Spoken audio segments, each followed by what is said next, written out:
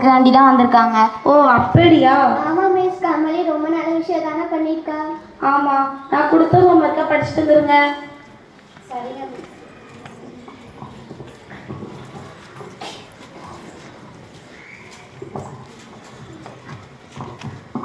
தம்பி போதை பொருள் எடுப்பாப்பா? பைசா இல்லை. பரவாயில்லப்பா, வச்சுக்க. சரி. தம்பி போதை பொருள் எடுப்பாப்பா? இது மட்டும் சாப்பிட்டா காத்துலே இல்லை சொர்க்கத்திலே கலந்து போல இருக்குப்பா. ஏண்டா இவ்வளோ நேரம் ஒன்றை தாண்டா தேடிட்டு இருந்தோம். நீனே என்கிட்ட போதை பொருள் விற்கிறியா? படிக்கிற பசங்களுக்கு போதை பொருள் விற்று கெடுத்து வைக்கிய. ஐயா மனுஷங்கய்யா, இனிமேலே நீ பண்ண மாட்டேயா? ஆமாம், அவன் கூட சுத்தமான பரம. அவன் எங்க? அவன் வந்து இந்த பிள்ளையார் கோவிலுக்கு பக்கத்து வீட்டில் இருக்காங்க. அப்படியா? நீ வந்து ஜீப்லையா இருக்கு. சரிங்க சார். உள்ள யாருங்க? நாங்க யாருங்க? நாங்கள் போதை தடுப்பு காவலர். எதுக்கு வந்திருக்கிய? பரமனை பிடிக்க வந்துருக்கோம். பரமன் நேரத்தே இறந்து போயிட்டாங்க.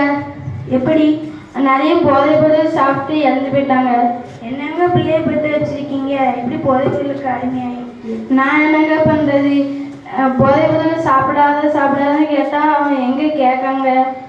சரிங்க, நாங்கள் அப்புறம் பார்க்கலாம். சரிங்கய்யா.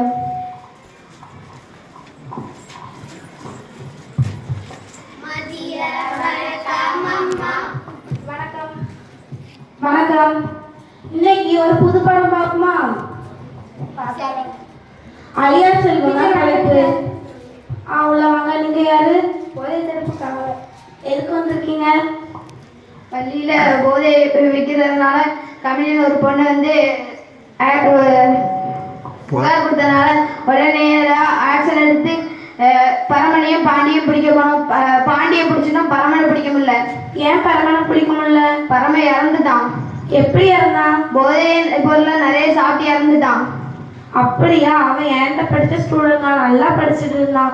திடீர்னு போதை பொருள் அடிமையாகிட்டு இறந்துட்டானே. புகார் கொடுத்த கம்மியை வாழ்த்திட்டு போனான்னு சொன்னான். அப்படியா? போதை பொருள் தடுப்பு காவல்துறைக்கு போன் அடிச்ச கமலிக்கு எங்க பள்ளி சார்பாகவும் போதை தடுப்பு காவல்துறை சார்பாகவும் எல்லாரும் அவளுக்கு வாழ்த்து சொல்லுங்க.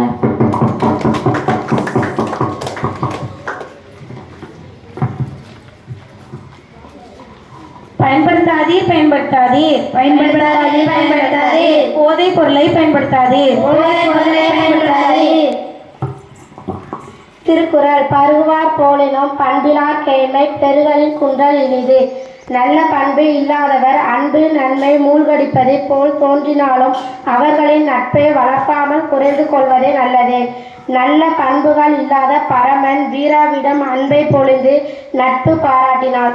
ஆனால் வீராவின் எதிர்கால நன்மையை கருத்தில் கொண்டான். பரமன் வீராவின் நட்பு வளர்வதை விட அழிவதே சிறந்தது.